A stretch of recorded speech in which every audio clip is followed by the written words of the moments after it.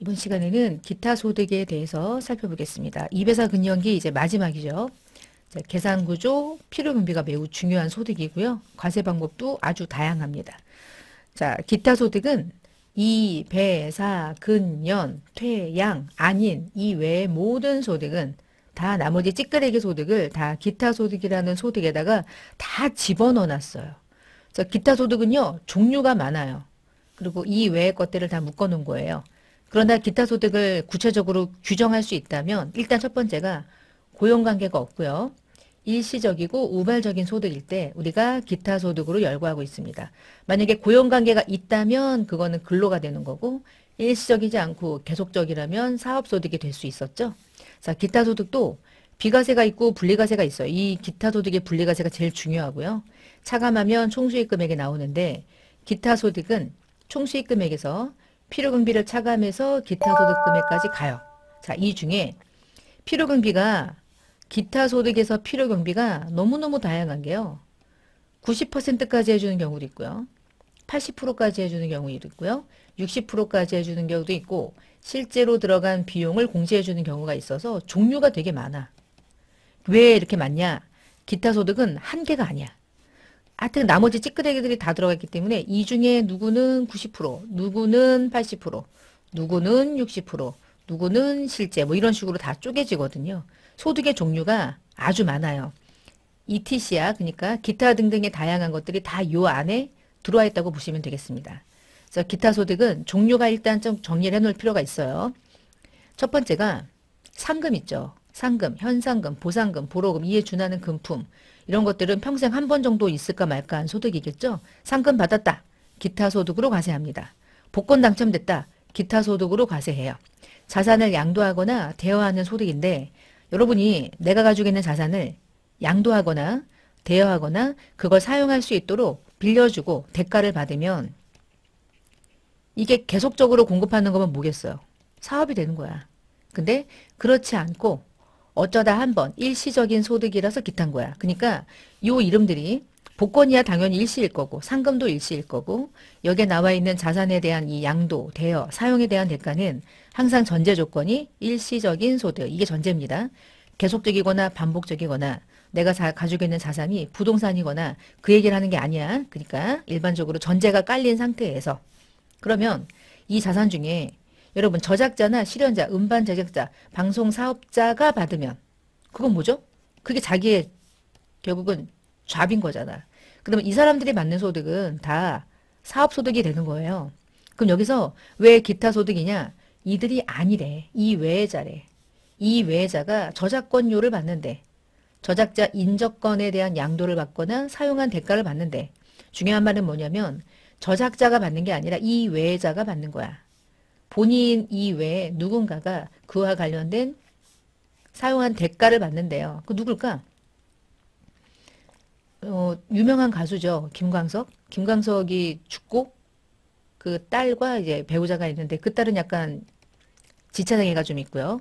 그 여성이 하여튼 문제가 있잖아. 그래갖고 죽였다는 얘기도 있고 아니란 얘기도 있고 그리고 딸을 데리고 저기 해외로 가서 다른 남자와 함께 그 딸을 양육한다고 하지만 사실은 또 그게 아니었고 그 딸에게 저작권료가 가게 되면 문제가 되니까 딸에게 저작권료가 가는 걸 본인이 관리한다고 하면서 이제 저작권료를 어마무시하게 이제 받는 거죠. 어마무시할걸요, 지금 그 대가가. 저작권료가. 근데 그거 누가 받아요? 딸이 받거나 그 와이프가 받는 거야. 또는 뭐 다른 누군가가. 김광석은 죽었어. 그러니까 저작자가 아닌 그 저작권료를 그가 아닌 다른 사람이 받는 경우는 이런 경우인 거죠. 그러면 그런 사람들이 받는데 자기 사업이 아니잖아. 자기네 가족이 죽고 그 가족이 죽고 나서 이제 사후 몇 년 동안 받는 거죠. 그 소득을 전부 다 기타 소득으로 보겠다는 뜻이에요. 그 다음에 영화, 필름 등등등 필요 없어. 이런 것들을 일시적으로 제공하면 기타인 거고요. 광어권, 어업권, 산업재산권, 상표권, 영어권, 점포 임차권 여러분 이런 것들을 계속 반복적으로 공급하는 사업자가 어디 있을까?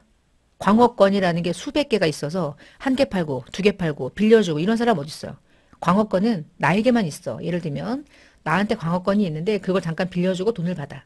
어업권도 있고요. 산업재산권, 어떤 상표권, 영어권 이런 것들을 한 번 정도 빌려주고 대가를 받는 거야. 그런 것들은 다 일시적인 기타 소득으로 보겠다는 거. 그 다음에 장소를, 물품이나 장소를 일시적으로 빌려줬대. 기타. 통신판매 중개업자가 물품을, 장소를 대여해주고 연간 수익 금액이 500만 원 이하까지로 사용하는 대가를 받으면 이게 이제 에어비앤비 같은 데예요. 통신판매 중개업자를 통해서 내가 집이 있는데 그 집을 잠깐 많이 비워놓으니까 그 집에 여행 오는 사람들이 그 집에 머물고 대가를 받는 거죠. 자, 그럴 때 연간 수익 금액의 일정 금액까지는 비과세가 일정 금액 이하의 사용료에 대한 금품은 기타 소득으로 보겠다. 이런 뜻이야. 소득 금액을 벗어나면 이제 수익 금액이 일정 금액을 차지하면 주된 사업이 되겠지? 그러면서 사업 소득이 될 수 있어요. 이 경우는 아주 잠시 일시적인 소득으로 보겠다는 거고요. 자, 우리가 앞에서 사업 소득에서 부동산 임대 소득을 얘기할 때 지역권, 지상권 얘기했었죠. 그때 공익사업이랑 관련이 없으면 사업 소득이고 공익사업이랑 관련되면 기타 소득이라고 얘기했던 게 드디어 나온 거죠. 여기 기타 소득. 중요한 거는 이 이름들보다 중요한 건 일시적인 소득이 전제가 깔려 있다는 게 핵심입니다. 자, 그 다음 장에 보상금이나 우발적인 소득이래요. 계약을 위약했거나 해약했대. 그러면 배상금 받죠? 어쩌다 한 번이잖아. 기타 소득. 누구 거 잃어버린 거 찾아줬어. 그랬더니 보상금 받았대. 기타. 그 다음에 거주자, 비거주자, 뭐 법인의 특수관계인이 특수관계로 인해 가지고 경제적인 이익을 받았대. 그러면 이런 경우는요. 경제적으로 이익을 받으면 소득으로 과세해야 되는데 그게 급여로 과세되지 않았고 배당으로 과세되지 않았고 징여로 과세되지 않았다면 그건 나머지 찌끄레기니까 기타 소득으로 보겠다. 이런 뜻이야. 우리가 앞에서 인정상여, 인정배당 뭐 이런 얘기 했잖아요. 그거 아닌 이외에 예를 들면 그 차를 수리해주고 대가를 받은 것처럼 해야 되는데 그 수리한 차의 주인이 누구냐면 우리 회사 사장님의 조카야. 그러면은 근로소득이 발생되는 대상이 아니잖아. 주주가 아니니까 배당금도 아니잖아. 어떤 자산을 증여한 것도 아니야. 그러면은 만만한 건 기타 소득으로 너한테 때릴 거야. 과세할 거야. 이런 개념이고요. 그 다음에 슬롯머신 같은 거 투자해서 참여하게 되면 당첨금이나 뭐 배당금 같은 거 받죠? 이게 전부 다 이제 사행성이죠. 자, 이것도 다 기타 소득. 그 다음에 이제 시험에 많이 나오는 건 인적 용역 소득인데 인적 용역 소득은 사람이 일을 해서 돈을 버는 거야. 근데 문예, 학술, 미술, 음악, 사진 이런 거에 창작품의 원작자가 받는 소득이래. 그러니까 우리가 처음에 글 같은 거 쓰시는 분들은 문예 당선되잖아요. 처음으로 등단을 하는 거죠. 그때 등단할 때 받는 소득은 고료금은 인적 용역 소득의 기타 소득이 돼요. 그런데 등단하고 나서 소설가가 됐어. 등단을 했어. 한강 소설가가 됐어. 그래서 그가 책을 팔아가지고 받는 인세는 다 못 가? 이건 사업소득인 거야. 이것은 등단할 때 발생되는 신춘 문예 당선 이런 걸 말하는 거예요. 창작품 처음에 촉하는. 자, 그 다음에 재산권을 가지고 알선해주고 받는 수수료. 어쩌다 한 번이죠. 기타소득. 일시적인 소득이라는 전제로. 그 다음에 인적 용역을 일시적으로 제공하고 돈을 받는데 첫 번째가 뭐냐면 저같이 이제 강의를 오래 한 사람들도 가끔 강의할 때 막히고 막 그래요. 준비도 해야 되고 뭐 그래요. 그 사람들 앞에 서서 강의한다는 게 쉬운 일은 아니거든요. 그렇잖아. 근데 저도 이제 MBTI 성향으로 가면 되게 상당히 내향성이거든요. 그러니까 사람들 대하는 걸 별로 좋아하지 않아요. 이렇게 혼자 이렇게 떠드는 걸 좋아해요. 제가 사실은. 그래서 이렇게 영상으로 강의하는 게 오히려 제 성격에 맞기는 해. 사람들 앞에서 서 있을 때 강의하는 게 떨리는 게 아니라 그렇게 하는 것에 대한 이 에너지 소비. 나 혼자 떠드는 에너지 소비를 말하면 얘가 훨씬 적죠. 혼자서 이렇게 강의 영상 찍고 하는 게 대부분 강사들은 별로 선호하지 않거든요. 사람들이 앞에 있어야 좋아해요. 근데 저는 사람이 없어도 좋아. 없는 게 더 좋을 때도 있어. 학생들이 막 졸고 있잖아. 강의하는데 열심히 강의하는데 막 졸아. 대부분 이제 20명 중에 19명은 뭐 강의에 뭐 이렇게 열심히 해요. 공부를 하고 막 하는데 언제나 만족스럽진 않으니까. 이 정치도 봐요. 빨간색, 파란색 이렇게 극단적으로 나뉘잖아요. 근데 정치만 그런 것 같지는 않아. 제가 계속 해보니까 사람들이 모이는 이곳은 항상 이렇게 둘로 나뉘더라고. 세 개로 나뉘는 것 같기도 해. 그런데 대부분은 뭐 두 개야. 빨간색, 파란색. 다 그렇더라. 슬픈 것 같아. 별로 안 좋아 이게. 그치?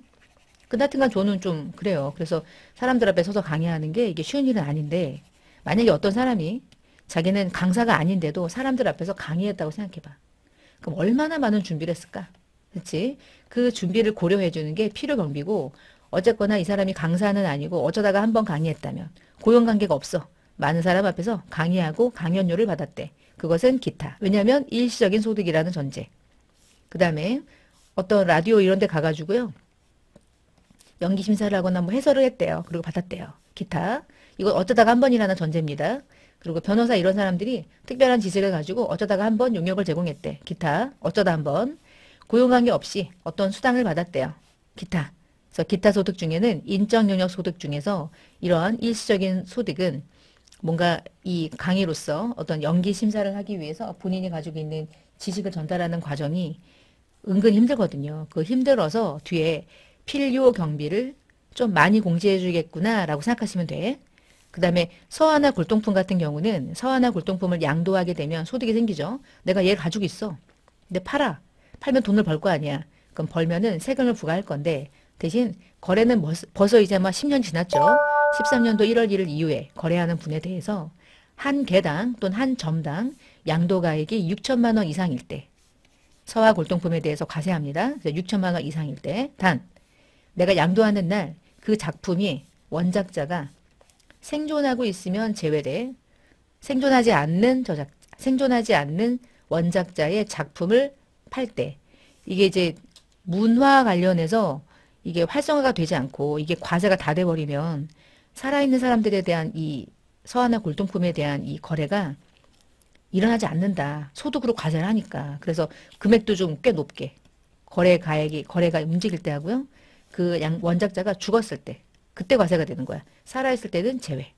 이것도 이제 문화체육부 장관이 우겨가지고 그놈이 만든 제도. 그쵸? 근데 뭐 이쪽에서 일하시는 분들은 그게 다 업이니까 그걸 다 과세해버리면 좀 힘들 거고 그거를 별로 관심 없는 우리 같은 사람들이 볼 때는 왜 이렇게 혜택을 주는 거지? 이렇게 생각할 수 있지. 사람이 생각하는 게 이제 자기 입장에서 하니까. 그래서 정치가 그런 모양이 되는 거고. 그다음에 기타는 사례금 받거나 뭐 소상공인 해지 일시금으로 돈을 받거나 내가 냈던 것 해지하는 경우 있잖아. 근데 법인세법상의 기타 소득으로 처분됐거나 세액공제를 받았던 연금 계좌에 대해서 연금 외로 수령하게 되면 퇴직연금 말고 연금저축은 기타 소득으로 과세한다고 했던 게 이거죠. 그리고요. 주식 매수 선택권을 퇴직하기 전에 행사하면 근로를 제공하는 기간에 행사하면 근로소득인데 이후에 행사하면 그거 기타소득이라고 했었죠. 그 다음에요. 직무발명보상금 퇴직 이후에 받으면 그게 다 기타소득이 되는 거야. 직무발명보상금은 기본적으로 근로소득이지만 근로소득은 근로를 제공하는 기간에 받았을 때고 그렇지 않으면 기타소득이고요. 그리고 여러분 뇌물이나 알선수재 배임금품은 당연히 안 걸리면 짱이지만 걸리면 과세하는 거야. 기타소득으로. 걸리면 과세하는 거고요. 종교인 종사자들이 이제 목사님, 스님 뭐 이런 사람들. 자, 그런 사람들이 근로소득으로 신고하면 근로소득이고요. 그렇지 않으면 기타소득이고 그래요. 대부분 이제 어떻게 과세가 되느냐? 과세 체계에서 나한테 유리한 걸 쓰겠지. 여기까지가 기타소득의 범위예요. 많죠. 자, 많은데 이제 이 중에서 하나씩 쏙가서 외울 게 있어요. 그럼 다음 페이지에 가서 기타소득은 기타소득에서 비과세를 차감하고 분리과세를 차감해서 얘가 나오면 필요경비를 빼가지고 얘가 나와. 자, 근데 여기서 중요한 건 필요경비가 제일 중요해. 기타소득은요, 일시적이고 우발적이어서 이 필요경비를 많이 해줘. 왜 많이 해주냐면 어쩌다 한 번 생기는 소득인데 전액을 전부 다 과세할 수는 없잖아. 그치? 그래서 필요경비를 얼마까지 해주느냐 이게 상당히 중요하고요. 우리가 이제 원천징수가 될 때, 소득에 대해서 원천징수가 될 때, 예를 들어서 여러분, 이자 소득이 만약에 이제 100이야. 그럼 100만 원이면 이자 소득에 대한 원천징수가 14%도 있고 25%도 있고 많잖아요. 그러면 내가 받을 이자가 100이면 100만 원에 14%를 때려서 14만 원의 원천징수, 세금 나오죠. 그냥 내가 받는 소득에 원천징수 세율을 때리잖아. 사업소득이 만약에 100이다. 그 저같이 강의료다. 그러면 100만 원의 3%를 때리죠. 그러니까 원천징수가 되는 요 세율은 그냥 그 소득에 때려가지고 세금을 부과해서 원천징수를 하는데 기타 소득만 특이하게 기타 소득의 원천징수 세율은 대부분 20%인데요. 그 20%를 어디에 때리냐면 여기에 때리는 게 아니고 여기까지 먼저 구해서 이 금액에다가 20%를 때려. 그게 특이해. 기타 소득은. 다시 모든 소득은 이 앞에서 맨 처음에 나온 그 소득이 나오면 그 소득에다가 각종 원천징수 세율을 부과해서 세율을 징수하는데 세금을 징수하는데 기타 소득만 이 금액에 원천징수하지 않고 이 금액을 먼저 구해서 이 금액에다가 20%를 때린 게 원천징수 세액이 돼. 이게 원천징수 세율이고. 그러면 이 금액은 기타 소득이 된다는 얘긴데요. 기타 소득 금액은 총수익 금액에서 필요 경비가 공제되죠. 그럼 결국에 필요 경비가 얼마가 공제가 되느냐에 따라 원천징수되는 20%가 곱해지는 기타 소득이 아니라 기타 소득 금액이 얼마가 되느냐가 결정되지 않을까? 그래서 얘가 중요한 거야. 어차피 비과세는 별거 없거든. 분리과세는 그 다음에 선택하는 거야. 기타 소득은. 이게 일시적인 소득이기 때문에 그냥 전액을 과세하지 않고요. 필요 경비라는 것까지 고려해서 기타 소득 금액을 먼저 구성하고 그 금액에다가 원천 징수를 하는 과정을 겪어요. 그래서 먼저 공부할 건 필요 경비는 어떤 소득에 대해서 필요 경비가 얼마가 공제가 되는 것인가, 이게 핵심이야. 그래서 필요 경비를 구분하는 것이 가장 중요합니다. 자, 먼저 비과세를 볼게요. 국가 유공자 등에 대한 법률에 의한 보험에 대한 보험급여, 북한 이탈 뭐 해서 정착금 보로금, 국가보안법 상금 보로금, 그리고 상원법에 의한 보상, 종업원 등과 관련한 교직원들이 직무불명 보상금으로 700만 원 이하. 이게 직무불명 보상금이 근로소득에도 있고 지금 보니까 기타 소득에도 있죠. 만약에 어떤 한 사람이 직장 생활을 하다가 퇴직을 하고 기타 소득으로 이제 만약에 직무발명 보상금을 요때도 받고 요때도 받는다. 말도 안 되지만 한 사람이 1년 동안. 그 만약에 요때 600 받으면 600까지 비과세 되고요. 요때 200 받으면 200만 원 중에 연 700이 한도거든요. 비과세가. 그럼 요때 600만 원 받은 거 일단 비과세 받고 200 중에 비과세가 되는 거 100만 원까지 받고 나머지는 과세가 되고 그러는 거야. 직무발명 보상금 700만 원은 근로를 받든 기타를 받든 1년 전체 700입니다. 그러니까 근로 따로 기타 따로 이렇게 나뉘고요. 국군 프로 해가지고 국군 프로가 받는 위로 금품, 문화재 지정된 서화 골동품에 대한 양도, 비과세, 문화재 지정, 그리고 서화 골동품을 박물관이나 미술관에다가 양도했대. 점당 6천만 원 이하까지는 비과세. 아까 얘기했죠? 6천만 원 초과되면 과세. 박물관이나 미술관에 양도하는 점당 6천만 원 이하는 서화 골동품이라 할지라도 비과세. 특별한 거 없어요. 그냥 이런 게 있구나 외우시면 돼. 외운다기보다 이런 게 있구나, 이걸 문제로 내진 않아. 중요성이 떨어지니까. 중요한 건 이제부터 얘인 거야. 자, 그러면 모든 필요 경비는 증빙이 있어야지만 비용으로 인정받는 게 원칙이거든요. 근데 기타 소득은 어쩌다 한 번이라서 증빙을 갖추기 어렵고 현실적으로 그게 힘들고 증빙이 없어도 총수익 금액에 추정되는 비율을 그냥 비용으로 인정해줘. 그냥 인정해 주는 거야. 자, 그럼 무슨 얘기인지 해볼게요. 실제로 들어가는 필요 경비를 공제해 주는 소득은 복권 같은 거. 90%까지 그냥 비용으로 인정해 주는 건 서화 골동품. 80%까지 필요 경비로 인정해 주는 거는 상금 같은 거. 다수순위 경쟁. 60%까지 필요 경비 공제해 주는 거는 일시적인 인적 용역. 그리고 이 중에서 이 실제 필요 경비 빼고요. 요 세 가지 경우는요. 90%하고 80%하고 60%하고 실제로 들어간 필요 경비를 비교했을 때 실제가 크면 실제 해주고 실제보다 얘가 크면 얘를 해주는 거야. 근데 얘를 해주지. 왜냐면 실제 비용을 측정할 수가 없어. 그래서 대부분 얘가 그냥 일괄적으로 공제가 되는 거예요. 무슨 얘기인지 이제 하나씩 볼게요. 필요 경비 첫 번째, 맥시멈으로 실제로 들어간 비용과 90%까지의 비용 중에 누가 큰지 확인해서 얘가 크다 그러면 이 금액을 필요 경비로 공제해 주는데 누가 그러냐? 아까 서화 골동품 점당 6천만 원을, 이게 지금 6천만 원 이상이냐 초과냐 늘 말이 많긴 한데 우리가 이제 앞부분에서 공부할 때는 6천만 원 이상이라고 그랬죠? 그럼 이상이라고 하시면 돼. 아까 그 미만이라고 보시면 되고 요거 이제 이하라기보다 미만이라고 보는 게 더 맞을 것 같아요. 자, 그럼 돌아가서 점당 6천만 원 이상의 서화나 골동품 양도했을 때 생존하는 원작자는 제외하고 과세가 된다고 했는데 이때 어떻게 과세하냐면 내가 양도하는 금액이 1억 이하거나 아니면 양도가액 1억을 초과하는데 보유기간이 10년 이상 보유했었어.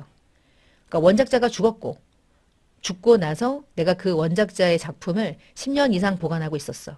근데 내가 양도하는 금액이 1억이 넘어. 그렇거나 아니면 보유기간 상관없이 양도가액이 1억 이하이거나 그러면요. 1억이잖아? 그럼 1억에서 90%까지 그냥 공제해 준다니까. 그럼 나는 1억에 팔았지만 얼마를 소득으로 보겠다는 거야. 1,000만 원으로. 그 1,000만 원에 원천 징수하겠다. 이런 뜻인 거야. 그러니까 9천만 원은 증빙이 아무것도 없는데 보유했거나 내가 그거를 1억 이하에 팔았거나 그렇다는 이유 하나만으로 그냥 9천만 원을 증빙도 없는데 비용처럼 인정받는 거예요. 문화체육부 짱 이렇게 되는 거죠. 만약에 1억을 초과한다. 근데 보유기간이 10년은 아니다. 그럴 때는 80% 해줘. 둘 중에 하나가 되는 거야. 90%가 제일 높아. 추정 경비가. 자, 두 번째. 위약금이나 배상금 중에 위약금, 배상금의 종류는 너무너무 다양해요. 살아가면서. 근데 그 중에서 주택, 입주, 지체, 상금. 얘 하나. 주택, 입주, 지체, 상금은 내가 아파트에 들어가기로 약속이 돼 있어.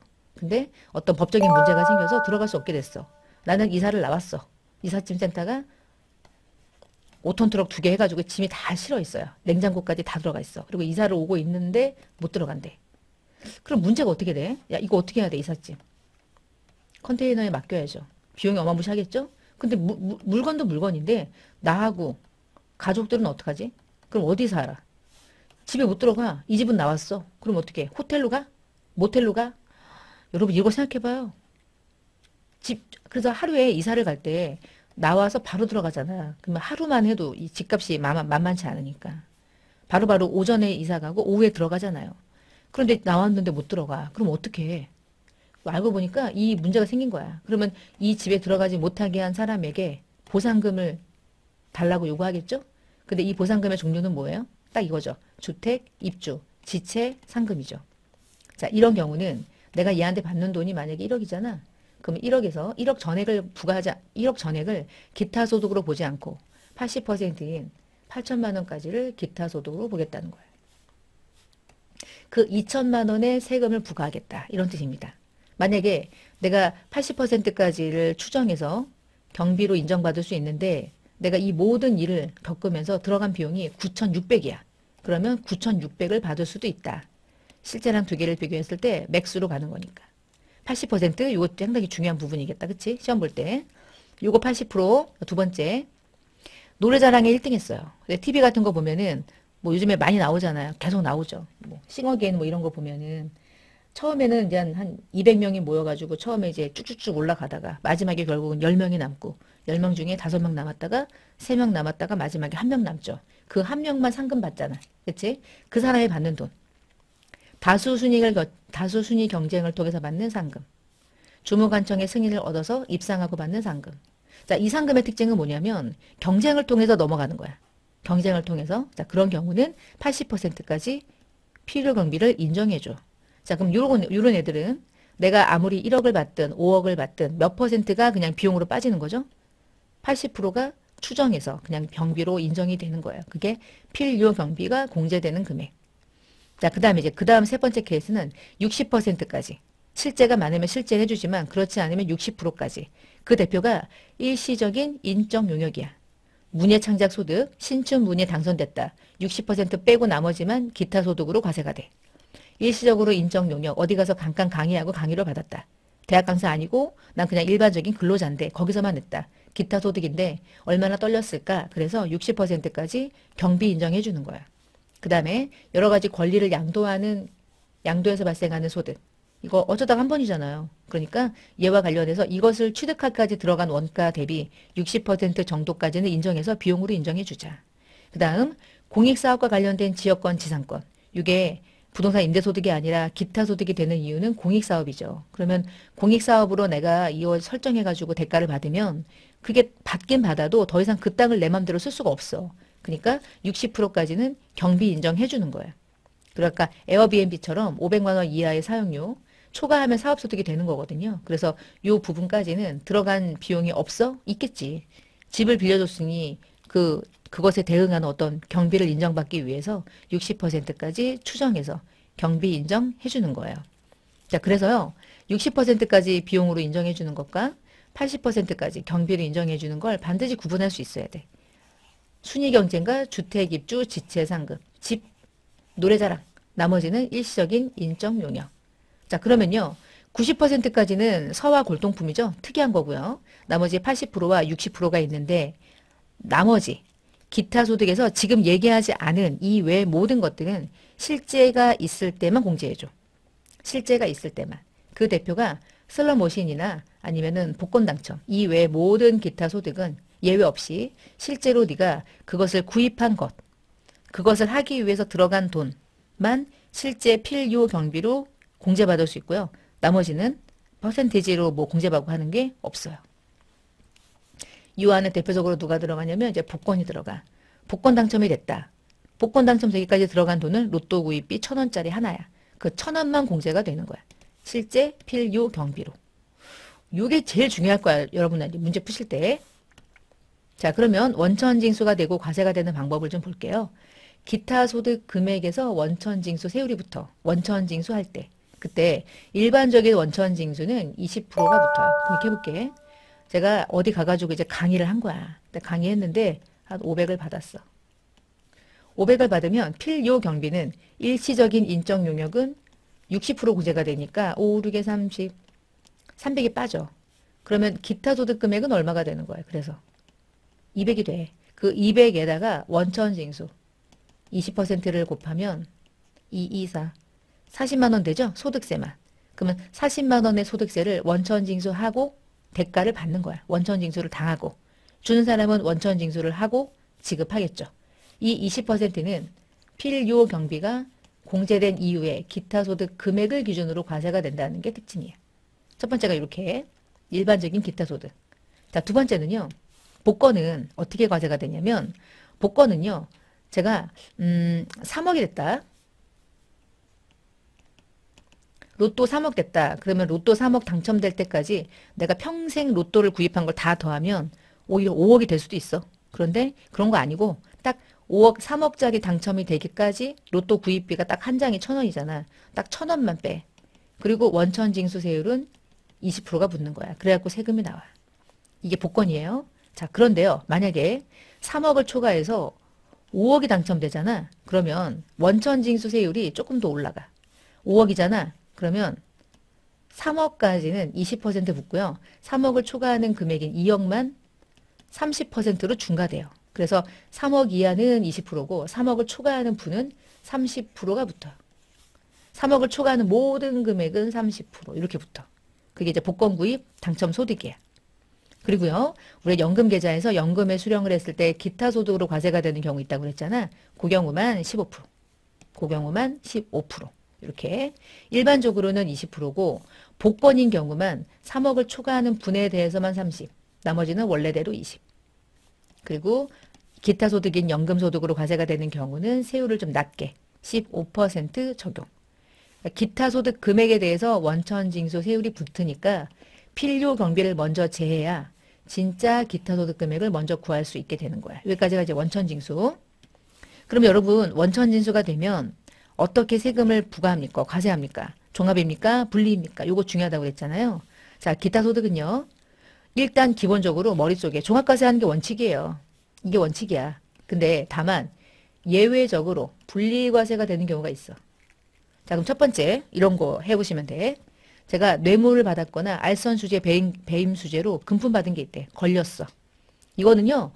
걸린 거예요. 여러분 뇌물 주고받을 때 이건 기타 소득이니까 먼저 세금 낼래? 원천징수 할까? 이렇게 말하는 멍청이가 어딨어. 뇌물은 그냥 뇌물로 주는 거지. 차 트렁크에다 탁 넣어주고 가는 거지. 그러면서 이제 잉크하고 잘 봐줘 딱 하고 돌아가는 거지. 근데 뇌물이 나중에 걸린 거야. 걸리면 과세하겠다는 거야. 그 소득은 기타 소득으로. 그러면 뇌물 주고받을 때 원천징수 했겠어? 미쳤어? 안 하잖아. 그치? 그러니까 얘는 무조건 종합과세 하는 거지. 걸리면 무조건 종합과세.